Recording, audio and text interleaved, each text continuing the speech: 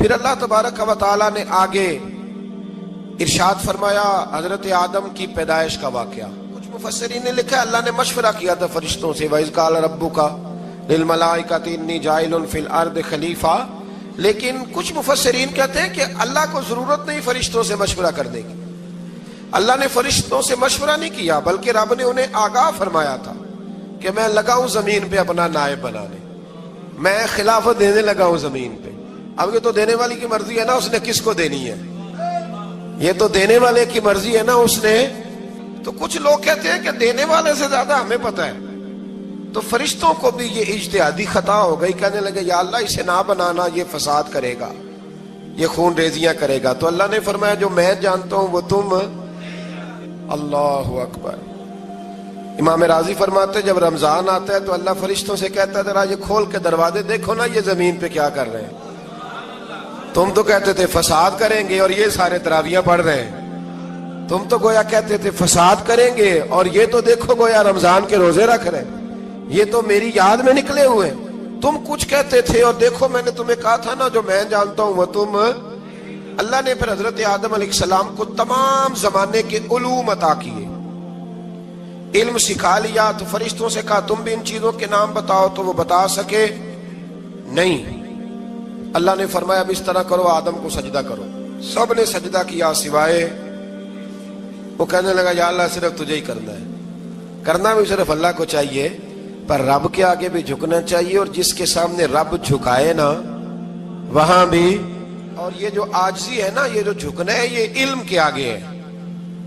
ہماری مصیبت یہ ہے کہ ہم علم کے آگے بھی گردن جھکانے کو تیار نہیں ہوتے، وہاں بھی ہم خود عالم فاضل بن جاتے. تو فرمایا کہ سب سے کہا سجدہ کرو. سب نے سجدہ کیا سوائے ابلیس کے. تو پھر ہوا کیا وَكَانَ مِنَ الْكَافِرِينَ، وہ کافروں میں سے ہو گیا. پھر اللہ نے حضرت آدم کو اور جناب حوا کو نا مقام دے دیا جنت میں رہنے کے لیے، اور کہا سارا کچھ کھانا، درخت کے قریب نہ جانا. ابھی آپ کسی سے کہہ دیں تھوڑا سا کہ پیچھے نہ دیکھنا، یعنی اگر میری سمجھ لیں ادب کی وجہ سے کوئی 1.5-2 منٹ یا 6 منٹ نہیں بھی نہ دیکھے گا تو سوچے گا ضرور کہ پتہ نہیں اب پیچھے کیا ہے، مصیبت کیا ہے. یعنی آپ کہہ کے دیکھ لیں کسی کو پیچھے نہ دیکھنا. فطرت ہے نا انسان کی، وہ جستجو کرتا ہے. کہا اس درخت کے پاس نہ جانا. تو حضرت حوا سلام اللہ علیہ کہتے ہیں دل میں خیال رہتا تھا کہ آخر ہے کیا درخت کے پاس.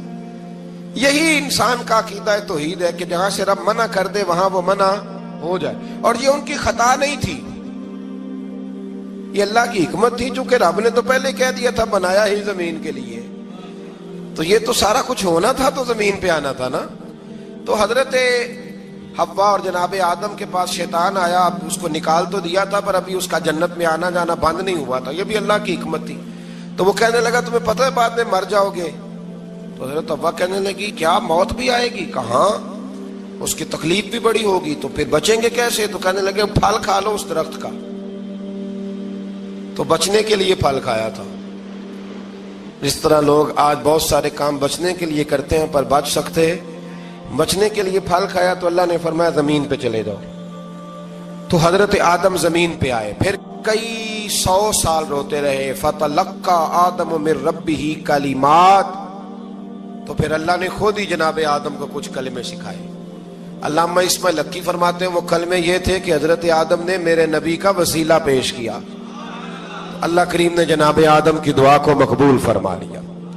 پھر آگے بنی اسرائیل کا ذکر آ جاتا ہے. اللہ تعالیٰ نے بنی اسرائیل، آج آپ اسی قوم کو یہودی کہتے ہیں، ان کو اللہ نے اس زمانے میں فضیلت عطا کی تھی بہت زیادہ. تو عرب کے اندر جب نبی پاک علیہ السلام نے اعلان نبوت کیا تو کچھ لوگوں نے یہ کہہ دیا کہ اگر یہ یہودی کلمہ پڑھ لیں گے تو ہم بھی پڑھ لیں گے. تو پھر اللہ نے انہیں یاد کرایا کہ تم اصل میں کیا ہو، تمہیں کلمہ پڑھنا چاہیے. تو اہل یہود کا تذکرہ کرتے کرتے رب کریم نے ایک بات یہ بھی ارشاد فرمائی کہ تم لوگوں کو تو کہتے رہے ہو کہ وہ نبی آنے والے ہیں، وہ نبی آنے والے ہیں، اور جب آ گئے ہیں تو ماننے کو تیار نہیں ہو. تو فرمایا تأمرون الناس بالبر وتنسون انفسکم وانتم تتلون الکتاب. لوگوں کو بھلائی کا حکم دیتے ہو اور اپنے آپ کو بھول جاتے ہو. افلا تعقلون، تمہیں عقل نہیں؟ پھر اللہ نے انہیں یہ بھی یاد کرایا کہ یاد کرو وہ زمانہ کہ جب فرعون نے خواب دیکھ لیا تھا کہ کوئی بچہ اس کی سلطنت کو تباہ کرے گا تو پھر اس نے تمہارے بچوں کو ذبح کرانا شروع کیا اور تمہاری بیٹیوں کو چھوڑتا تھا. فرمایا یہ بھی تو تم نے دیکھا, میں نے تمہیں پھر تم سے کہا جہاد کرو قوم عمالقہ کے خلاف, تو مقام طیہ میں جا کے یہ لوگ کہنے لگے ہم سے جہاد نہیں ہوتا. اللہ نے انہیں ایک میدان میں قید کر دیا. بڑی دلچسپ بات, قید تو لوگ ہوتے ہیں نا چار دیواری میں, تو اللہ نے بنی اسرائیل والوں کو جب انہوں نے کہا ہم جہاد نہیں کریں گے تو اللہ نے میدان میں قید کر دیا.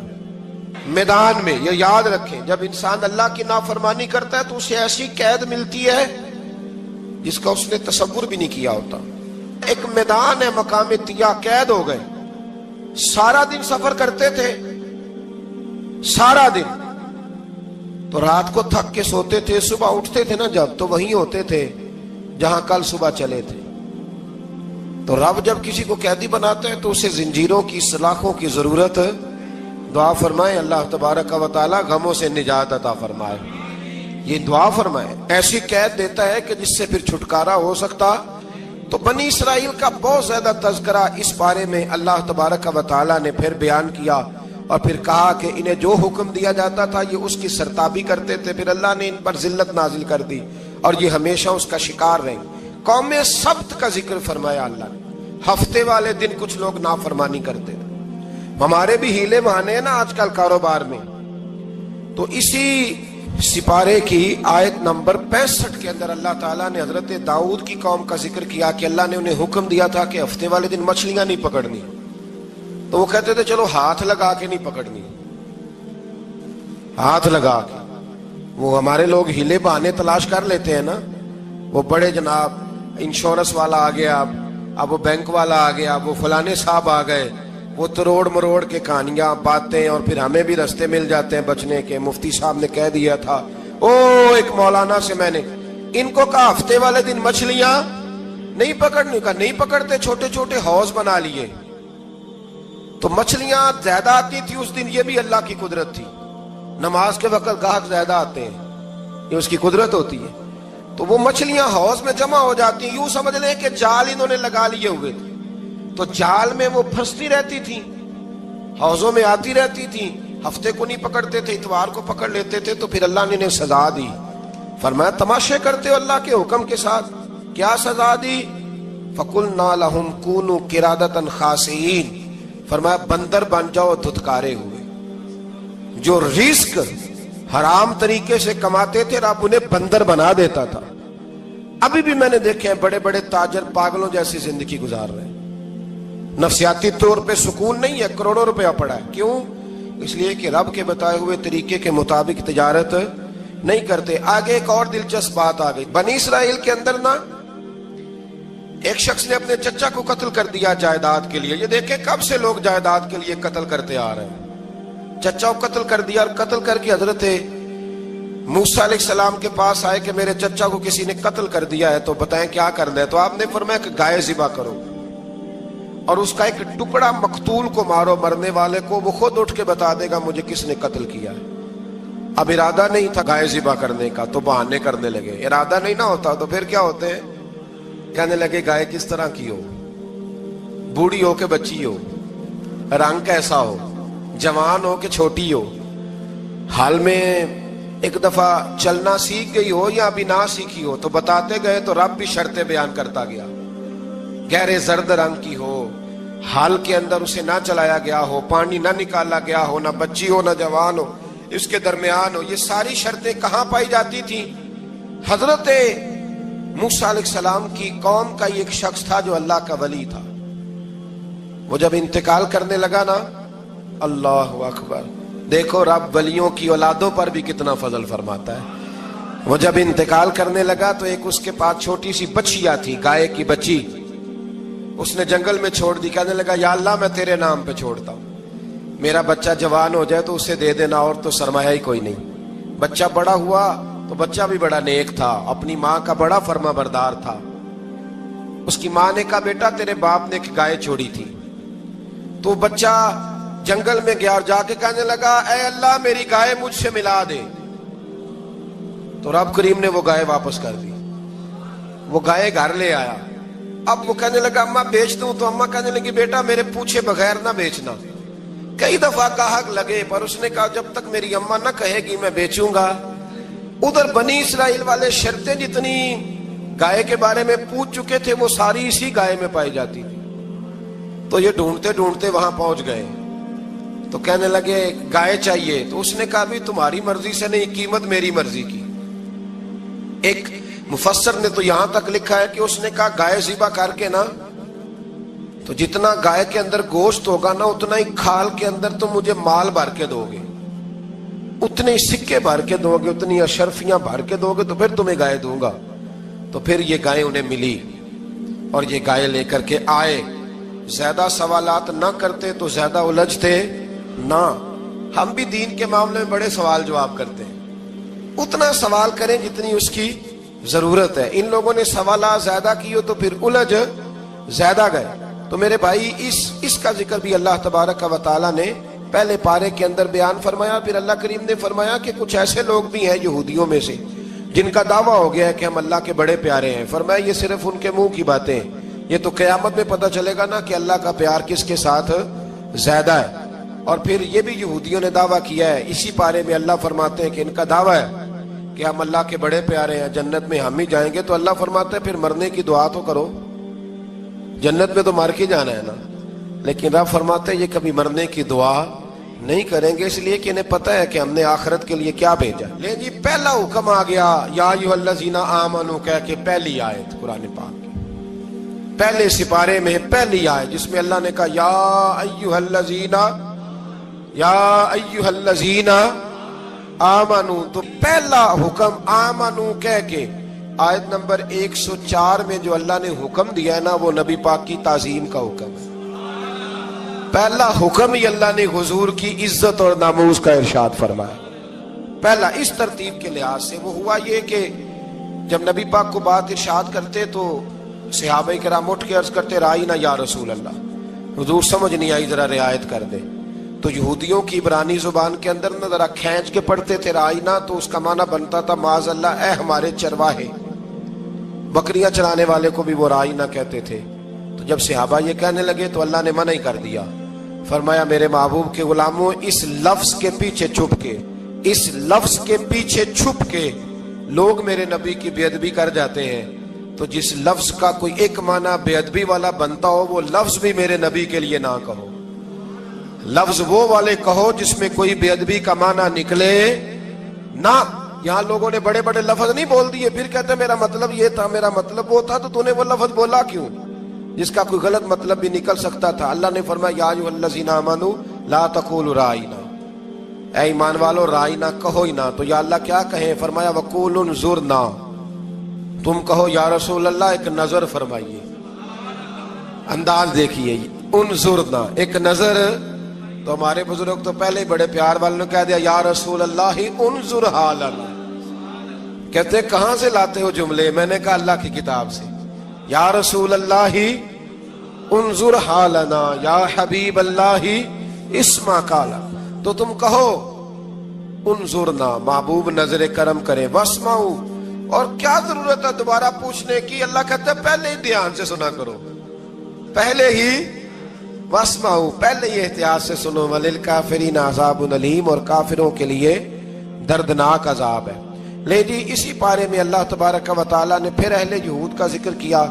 تو یہود کہنے لگے کہ ہم حضرت ابراہیم کے ماننے والے ہیں، تو اللہ کریم نے وہ بھی ذکر کیا کہ میں نے تو ابراہیم کو آزمایا ہے، وَإِذِ ابْتَلَىٰ إِبْرَاهِيمَ رَبُّهُ بِكَلِمَاتٍ فَأَتَمَّهُنَّ، ہم نے ابراہیم کو کچھ چیزوں سے آزمایا ہے، وہ ہماری آزمائش پہ پورے اترے۔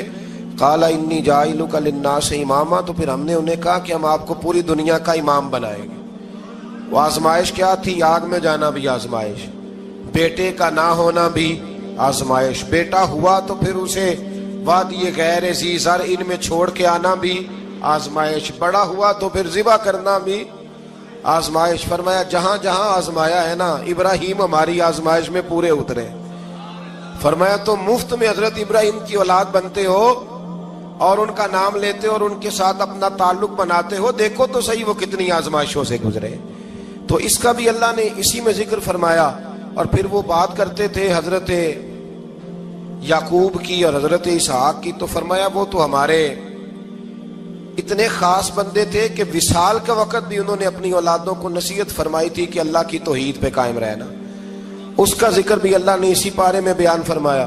और जो हजरत इब्राहीम और जनाब इस्माइल ने काबा तामीर किया तो उसका जिक्र भी अल्लाह ताला ने इसी पारे में फरमाया। फरमाया जब वो काबा बना रहे थे तो कह रहे थे रब्बना तकब्बल मिन्ना, कह रहे थे अल्लाह बना हमने दिया है पर मेहरबानी फरमा हमसे कबूल फरमा ले।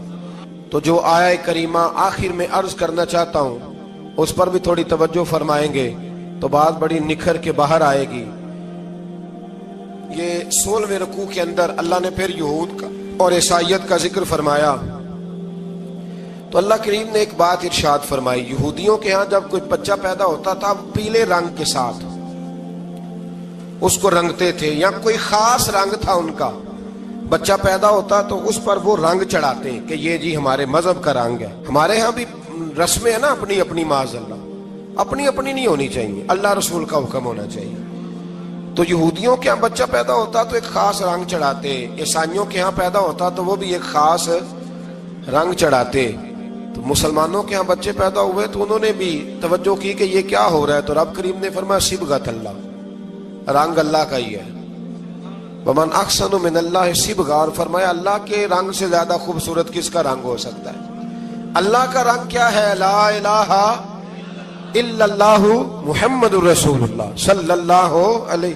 फरमाया नीले पीले काले रंग ना चढ़ाओ, अपने ज़हन पर तौहीद और रिसालत का रंग चढ़ाओ। ये सबसे बेहतरीन रंग है। अगर तुम्हारे ज़हनों पर रब रसूल की तौहीद का रंग चढ़ गया तो ये वो वाला रंग है, फिर तुम्हें किसी और रंग की तरफ जाने की जरूरत नहीं पड़ेगी। तो फरमाया रंग वो पैदा करो जो तौहीद का है, रिसालत का है, उस रंग की तवज्जो करो। कुरान मजीद के इस पारे में अल्लाह करीम ने मुख्तलिफ बातें बयान करके आखिरी रुकू में ये जो रंग का जिक्र फरमाया ना, तो ये लगता है पूरे पारे का खुलासा है कि रब करीम ने फरमाया असल बात यह है कि तुम्हारी सोचों पे रब रसूल की तौहीद और रिसालत का रंग होना चाहिए। हर वक्त बच्चा पैदा हो को दुनिया से जाए तो रंग किसका होना चाहिए? अल्लाह रसूल के दीन का। अल्लाह ताला हमें समझने की तौफीक अता फरमाए। आखिर दावाया अनिल हम्दुलिल्लाह।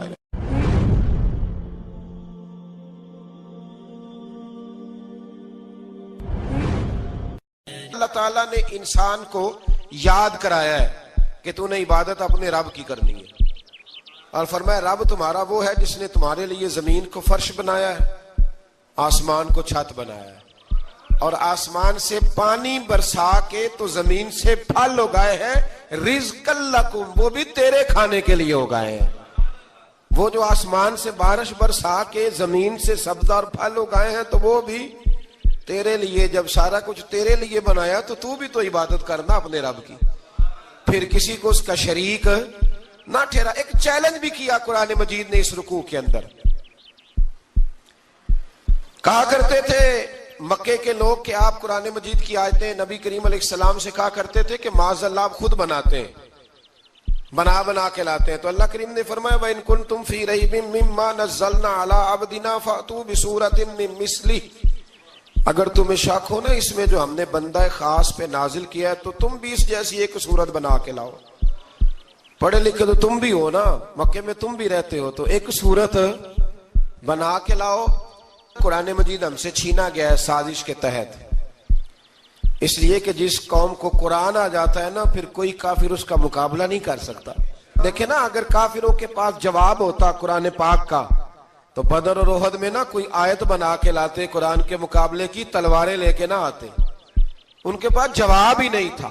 और कयामत तक किसी काफिर के पास कुरान मजीद का कोई जवाब, कुरान का कोई जवाब, कसम अल्लाह की जवाब कोई नहीं कुरान का, इसका कोई जवाब नहीं। क्या बात है कुरान पाक की। वो एक दफा मुसलमा कज़्ज़ाब बेईमान कहने लगा मैंने बना लिया कुरान पाक का जवाब।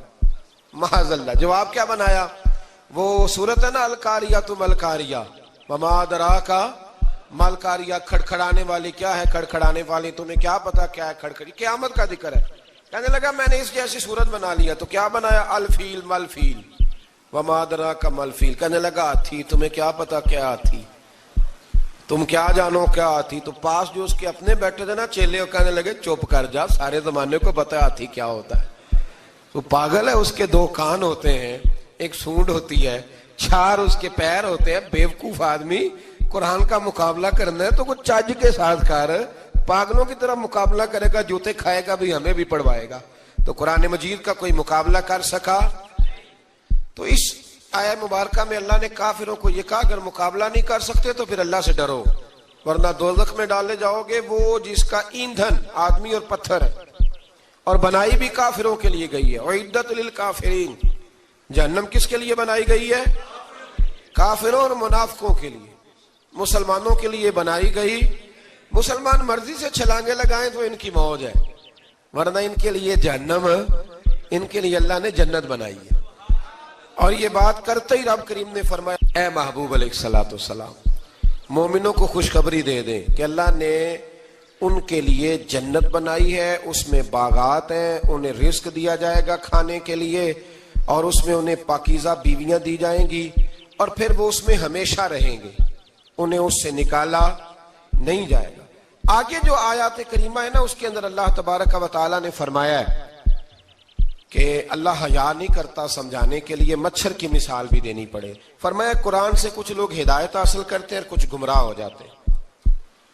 جب لوگ اپنی مرضی کی تشریحات چاہتے ہیں تو گمراہ ہوتے ہیں، اور جب قرآن کو رسول اللہ صلی اللہ علیہ وسلم اور امت مسلمہ کی تشریحات کی روشنی میں سمجھتے ہیں تو پھر اللہ ہدایت عطا فرماتا ہے. پھر اللہ تبارک و تعالیٰ نے آگے ارشاد فرمایا حضرت آدم کی پیدائش کا واقعہ. کچھ مفسرین نے لکھا اللہ نے مشورہ کیا تھا فرشتوں سے، وَإِذْ قَالَ رَبُّكَ لِلْمَلَائِكَةِ إِنِّي جَاعِلٌ فِي الْأَرْضِ خَلِيفَةً. لیکن کچھ مفسرین کہتے ہیں کہ اللہ کو ضرورت نہیں فرشتوں سے مشورہ کرنے کی. اللہ نے فرشتوں سے مشورہ نہیں کیا، بلکہ رب نے انہیں آگاہ فرمایا تھا کہ میں لگا ہوں زمین پہ اپنا نائب بنانے، میں خلافت دینے لگا ہوں زمین پہ. اب یہ تو دینے والی کی مرضی ہے نا، اس نے کس کو دینی ہے، یہ تو دینے والے کی مرضی ہے نا اس نے. تو کچھ لوگ کہتے ہیں کہ دینے والے سے زیادہ ہمیں پتہ ہے.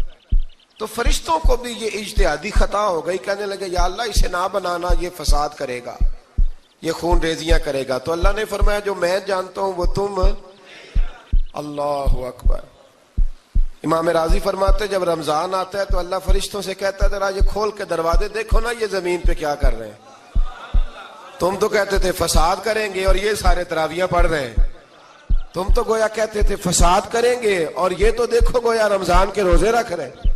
یہ تو میری یاد میں نکلے ہوئے. تم کچھ کہتے تھے اور دیکھو میں نے تمہیں کہا تھا نا جو میں جانتا ہوں وہ تم. اللہ نے پھر حضرت آدم علیہ السلام کو تمام زمانے کے علوم عطا کیے، علم سکھا لیا. تو فرشتوں سے کہا تم بھی ان چیزوں کے نام بتاؤ، تو وہ بتا سکے نہیں. اللہ نے فرمایا اب اس طرح کرو آدم کو سجدہ کرو. سب نے سجدہ کیا سوائے. وہ کہنے لگا یا اللہ صرف تجھے ہی کرنا ہے. کرنا بھی صرف اللہ کو چاہیے، پر رب کے آگے بھی جھکنا چاہیے، اور جس کے سامنے رب جھکائے نا وہاں بھی. اور یہ جو عاجزی ہے نا، یہ جو جھکنا ہے، یہ علم کے آگے ہے. ہماری مصیبت یہ ہے کہ ہم علم کے آگے بھی گردن جھکانے کو تیار نہیں ہوتے، وہاں بھی ہم خود عالم فاضل بن جاتے. تو فرمایا کہ سب سے کہا سجدہ کرو. سب نے سجدہ کیا سوائے ابلیس کے. تو پھر ہوا کیا وَكَانَ مِنَ الْكَافِرِينَ، وہ کافروں میں سے ہو گیا. پھر اللہ نے حضرت آدم کو اور جناب حوا کو نا مقام دے دیا جنت میں رہنے کے لیے، اور کہا سارا کچھ کھانا، درخت کے قریب نہ جانا. ابھی آپ کسی سے کہہ دیں تھوڑا سا کہ پیچھے نہ دیکھنا، یعنی اگر میری سمجھ لیں ادب کی وجہ سے کوئی 1.5-2 منٹ یا 6 منٹ نہیں بھی نہ دیکھے گا تو سوچے گا ضرور کہ پتہ نہیں اب پیچھے کیا ہے، مصیبت کیا ہے. یعنی آپ کہہ کے دیکھ لیں کسی کو، پیچھے نہ دیکھنا. فطرت ہے نا انسان کی، وہ جستجو کرتا ہے. کہا اس درخت کے پاس نہ جانا. تو حضرت حوا سلام اللہ علیہ کہتے ہیں دل میں خیال رہتا تھا کہ آخر ہے کیا درخت کے پاس. یہی انسان کا عقیدہ توحید ہے کہ جہاں سے رب منع کر دے وہاں وہ منع ہو جائے. اور یہ ان کی خطا نہیں تھی، یہ اللہ کی حکمت تھی، چونکہ رب نے تو پہلے کہہ دیا تھا بنایا ہی زمین کے لیے، تو یہ تو سارا کچھ ہونا تھا تو زمین پہ آنا تھا نا. تو حضرت حوا اور جناب آدم کے پاس شیطان آیا. اب اس کو نکال تو دیا تھا پر ابھی اس کا جنت میں آنا جانا بند نہیں ہوا تھا. یہ بھی اللہ کی حکمت تھی. تو وہ کہنے لگا تمہیں پتہ ہے بعد میں مر جاؤ گے. تو حضرت حوا کہنے لگی کیا موت بھی آئے گی؟ کہاں، اس کی تکلیف بھی بڑی ہوگی، تو پھر بچیں گے کیسے؟ تو کہنے لگے پھل کھا لو اس درخت کا. تو بچنے کے لیے پھل کھایا تھا. جس طرح لوگ آج بہت سارے کام بچنے کے لیے کرتے ہیں پر بچ سکتے، بچنے کے لیے پھل کھایا تو اللہ نے فرمایا زمین پہ چلے جاؤ. تو حضرت آدم زمین پہ آئے، پھر کئی 100 سال روتے رہے. فَتَلَقَّى آدَمُ مِن رَبِّهِ کلمات، تو پھر اللہ نے خود ہی جناب آدم کو کچھ کلمے سکھائے. علامہ اسماعیل لکی فرماتے ہیں وہ کلمے یہ تھے کہ حضرت آدم نے میرے نبی کا وسیلہ پیش کیا، اللہ کریم نے جناب آدم کی دعا کو مقبول فرما لیا. پھر آگے بنی اسرائیل کا ذکر آ جاتا ہے. اللہ تعالیٰ نے بنی اسرائیل، آج آپ اسی قوم کو یہودی کہتے ہیں، ان کو اللہ نے اس زمانے میں فضیلت عطا کی تھی بہت زیادہ. تو عرب کے اندر جب نبی پاک علیہ السلام نے اعلان نبوت کیا تو کچھ لوگوں نے یہ کہہ دیا کہ اگر یہ یہودی کلمہ پڑھ لیں گے تو ہم بھی پڑھ لیں گے. تو پھر اللہ نے انہیں یاد کرایا کہ تم اصل میں کیا ہو، تمہیں کلمہ پڑھنا چاہیے. تو اہل یہود کا تذکرہ کرتے کرتے رب کریم نے ایک بات یہ بھی ارشاد فرمائی کہ تم لوگوں کو تو کہتے رہے ہو کہ وہ نبی آنے والے ہیں، وہ نبی آنے والے ہیں، اور جب آ گئے ہیں تو ماننے کو تیار نہیں ہو. تو فرمایا تأمرون الناس بالبر وتنسون انفسکم وانتم تتلون الکتاب، لوگوں کو بھلائی کا حکم دیتے ہو اور اپنے آپ کو بھول جاتے ہو. افلا تعقلون، تمہیں عقل نہیں؟ پھر اللہ نے انہیں یہ بھی یاد کرایا کہ یاد کرو وہ زمانہ کہ جب فرعون نے خواب دیکھ لیا تھا کہ کوئی بچہ اس کی سلطنت کو تباہ کرے گا، تو پھر اس نے تمہارے بچوں کو ذبح کرانا شروع کیا اور تمہاری بیٹیوں کو چھوڑتا تھا. فرمایا یہ بھی تو تم نے دیکھا، میں نے تمہیں پھر تم سے کہا جہاد کرو قوم عمالقہ کے خلاف، تو مقام طیہ میں جا کے یہ لوگ کہنے لگے ہم سے جہاد نہیں ہوتا. اللہ نے انہیں ایک میدان میں قید کر دیا. بڑی دلچسپ بات، قید تو لوگ ہوتے ہیں نا چار دیواری میں، تو اللہ نے بنی اسرائیل والوں کو جب انہوں نے کہا ہم جہاد نہیں کریں گے تو اللہ نے میدان میں قید کر دیا. میدان میں، یہ یاد رکھیں، جب انسان اللہ کی نافرمانی کرتا ہے تو اسے ایسی قید ملتی ہے جس کا اس نے تصور بھی نہیں کیا ہوتا. ایک میدان ہے مقام طیہ، قید ہو گئے. سارا دن سفر کرتے تھے، سارا دن، تو رات کو تھک کے سوتے تھے، صبح اٹھتے تھے نا جب، تو وہیں ہوتے تھے جہاں کل صبح چلے تھے. تو رب جب کسی کو قیدی بناتا ہے تو اسے زنجیروں کی، سلاخوں کی ضرورت. دعا فرمائے اللہ تبارک و تعالی غموں سے نجات عطا فرمائے. یہ دعا فرمائے، ایسی قید دیتا ہے کہ جس سے پھر چھٹکارا ہو سکتا. تو بنی اسرائیل کا بہت زیادہ تذکرہ اس پارے میں اللہ تبارک و تعالی نے پھر بیان کیا، اور پھر کہا کہ انہیں جو حکم دیا جاتا تھا یہ اس کی سرتابی کرتے تھے. پھر اللہ نے ان پر ذلت نازل کر دی اور یہ ہمیشہ اس کا شکار رہے. قوم سبت کا ذکر فرمایا اللہ نے. ہفتے والے دن کچھ لوگ نافرمانی کرتے تھے. ہمارے بھی ہیلے بہانے ہیں نا آج کل کاروبار میں.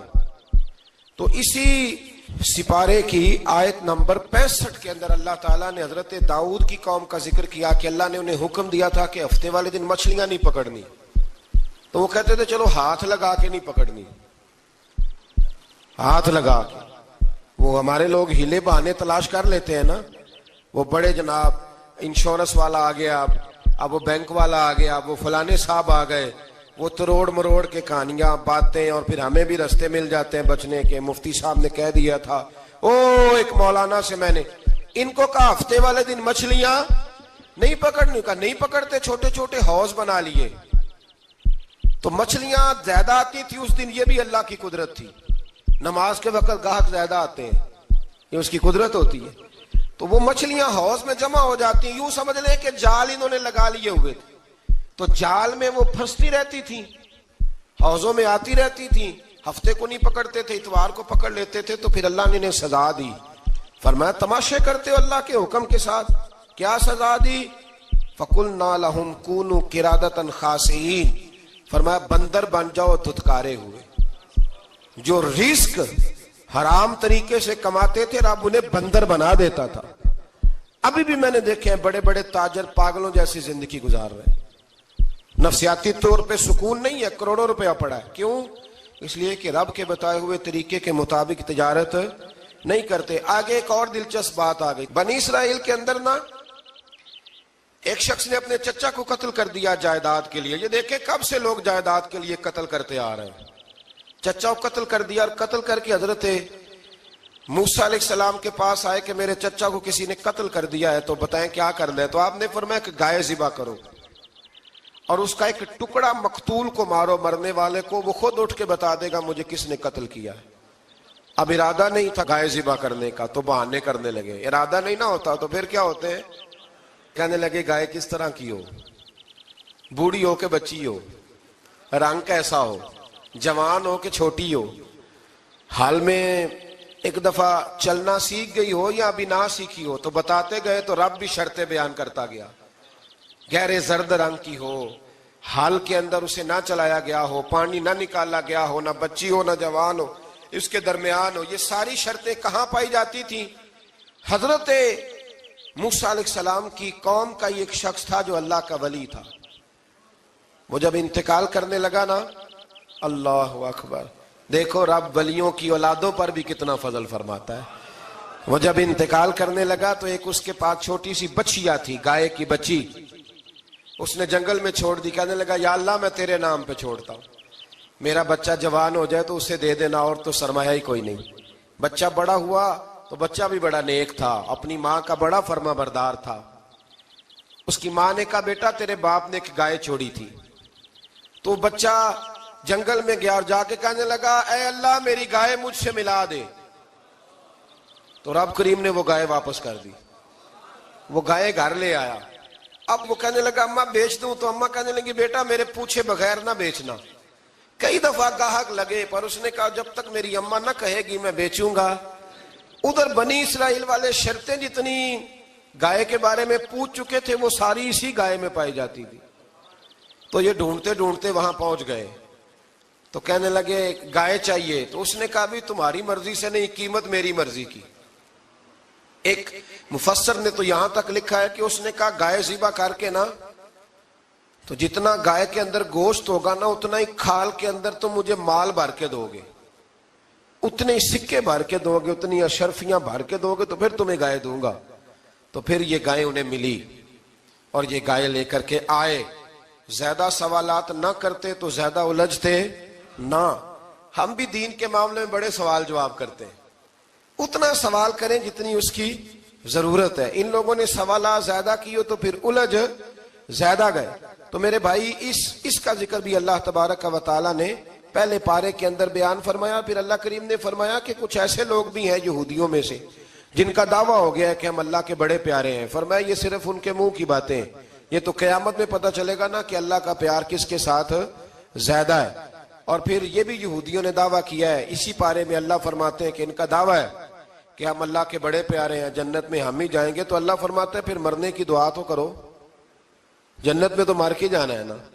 لیکن رب فرماتے ہیں یہ کبھی مرنے کی دعا نہیں کریں گے, اس لیے کہ انہیں پتہ ہے کہ ہم نے آخرت کے لیے کیا بھیجا. لیکن جی پہلا حکم آ گیا یا ایھا الذین آمنوا کہہ کے, پہلی آیت قرآن پاک کی پہلے سپارے میں پہلی آیت جس میں اللہ نے کہا یا ایھا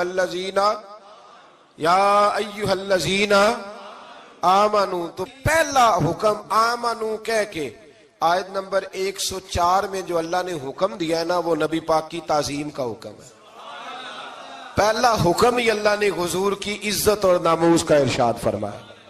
پہلا اس ترتیب کے لحاظ سے وہ ہوا یہ کہ جب نبی پاک کو بات ارشاد کرتے تو صحابہ کرام اٹھ کے عرض کرتے رائینا یا رسول اللہ, حضور سمجھ نہیں آئی ذرا رعایت کر دیں. تو یہودیوں کی عبرانی زبان کے اندر نہ ذرا کھینچ کے پڑھتے تھے رائینا, تو اس کا معنی بنتا تھا معاذ اللہ اے ہمارے چرواہے.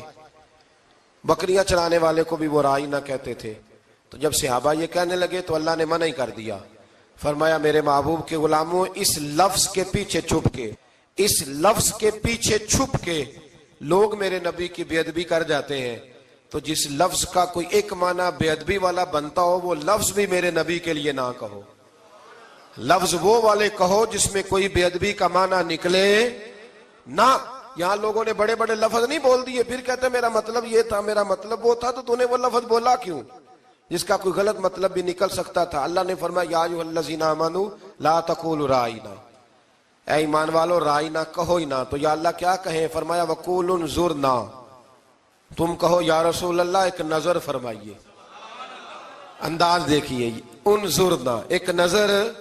تو ہمارے بزرگ تو پہلے ہی بڑے پیار والوں نے کہہ دیا یا رسول اللہ انظر حالنا, کہتے کہاں سے لاتے ہو جملے؟ میں نے کہا اللہ کی کتاب سے. یا رسول اللہ انظر حالنا، یا حبیب اللہ اسمع قالا. تو تم کہو انظرنا، محبوب نظر کرم کرے، واسمعوا، اور کیا ضرورت ہے دوبارہ پوچھنے کی؟ اللہ کہتا ہے پہلے ہی دھیان سے سنا کرو، پہلے ہی واسمعوا، پہلے ہی احتیاط سے سنو. وللکافرین عذاب علیم، اور کافروں کے لیے دردناک عذاب ہے. لیکن جی اسی پارے میں اللہ تبارک و تعالیٰ نے پھر اہل یہود کا ذکر کیا. تو یہود کہنے لگے کہ ہم حضرت ابراہیم کے ماننے والے ہیں. تو اللہ کریم نے وہ بھی ذکر کیا کہ میں نے تو ابراہیم کو آزمایا ہے. وَإِذِ ابْتَلَىٰ إِبْرَاهِيمَ رَبُّهُ بِكَلِمَاتٍ فَأَتَمَّهُنَّ، ہم نے ابراہیم کو کچھ چیزوں سے آزمایا ہے، وہ ہماری آزمائش پہ پورے اترے. قَالَ إِنِّي جَاعِلُكَ لِلنَّاسِ إِمَامًا، تو پھر ہم نے انہیں کہا کہ ہم آپ کو پوری دنیا کا امام بنائیں گے.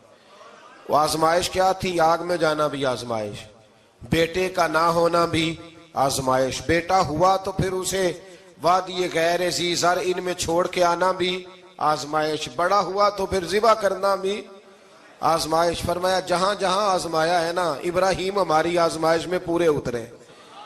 فرمایا تو مفت میں حضرت ابراہیم کی اولاد بنتے ہو اور ان کا نام لیتے ہو اور ان کے ساتھ اپنا تعلق بناتے ہو، دیکھو تو صحیح وہ کتنی آزمائشوں سے گزرے. تو اس کا بھی اللہ نے اسی میں ذکر فرمایا. اور پھر وہ بات کرتے تھے حضرت یعقوب کی اور حضرت اسحاق کی. تو فرمایا وہ تو ہمارے اتنے خاص بندے تھے کہ وصال کا وقت بھی انہوں نے اپنی اولادوں کو نصیحت فرمائی تھی کہ اللہ کی توحید پہ قائم رہنا. اس کا ذکر بھی اللہ نے اسی پارے میں بیان فرمایا. اور جو حضرت ابراہیم اور جناب اسماعیل نے کعبہ تعمیر کیا تو اس کا ذکر بھی اللہ تعالیٰ نے اسی پارے میں فرمایا. فرمایا جب وہ کعبہ بنا رہے تھے تو کہہ رہے تھے ربنا تقبل منا، کہہ رہے تھے اے اللہ بنا ہم نے دیا ہے پر مہربانی فرما ہم سے قبول فرما لے. تو جو آیہ کریمہ آخر میں عرض کرنا چاہتا ہوں اس پر بھی تھوڑی توجہ فرمائیں گے تو بات بڑی نکھر کے باہر آئے گی. یہ 16ویں رکوع کے اندر اللہ نے پھر یہود کا اور عیسائیت کا ذکر فرمایا. تو اللہ کریم نے ایک بات ارشاد فرمائی. یہودیوں کے ہاں جب کوئی بچہ پیدا ہوتا تھا پیلے رنگ کے ساتھ اس کو رنگتے تھے، یا کوئی خاص رنگ تھا ان کا، بچہ پیدا ہوتا تو اس پر وہ رنگ چڑھاتے کہ یہ جی ہمارے مذہب کا رنگ ہے. ہمارے ہاں بھی رسمیں ہیں نا اپنی اپنی، معاذ اللہ اپنی اپنی نہیں ہونی چاہیے، اللہ رسول کا حکم ہونا چاہیے. تو یہودیوں کے ہاں بچہ پیدا ہوتا تو ایک خاص رنگ چڑھاتے، عیسائیوں کے ہاں پیدا ہوتا تو وہ بھی ایک خاص رنگ چڑھاتے. تو مسلمانوں کے ہاں بچے پیدا ہوئے تو انہوں نے بھی توجہ کی کہ یہ کیا ہو رہا ہے. تو رب کریم نے فرمایا صبغۃ اللہ، رنگ اللہ کا ہی ہے. ومن احسن من اللہ صبغہ، اور فرمایا اللہ کے رنگ سے زیادہ خوبصورت کس کا رنگ ہو سکتا ہے. اللہ کا رنگ کیا ہے؟ لا الہ الا اللہ محمد الرسول اللہ صلی اللہ علیہ. فرمایا نیلے پیلے کالے رنگ نہ چڑھاؤ، اپنے ذہن پر توحید و رسالت کا رنگ چڑھاؤ. یہ سب سے بہترین رنگ ہے. اگر تمہارے ذہنوں پر رب رسول کی توحید کا رنگ چڑھ گیا تو یہ وہ والا رنگ ہے، پھر تمہیں کسی اور رنگ کی طرف جانے کی ضرورت نہیں پڑے گی. تو فرمایا رنگ وہ پیدا کرو جو توحید کا ہے، رسالت کا ہے، اس رنگ کی توجہ کرو. قرآن مجید کے اس پارے میں اللہ کریم نے مختلف باتیں بیان کر کے آخری رکوع میں یہ جو رنگ کا ذکر فرمایا نا، تو یہ لگتا ہے پورے پارے کا خلاصہ ہے کہ رب کریم نے فرمایا اصل بات یہ ہے کہ تمہاری سوچوں پہ رب رسول کی توحید اور رسالت کا رنگ ہونا چاہیے.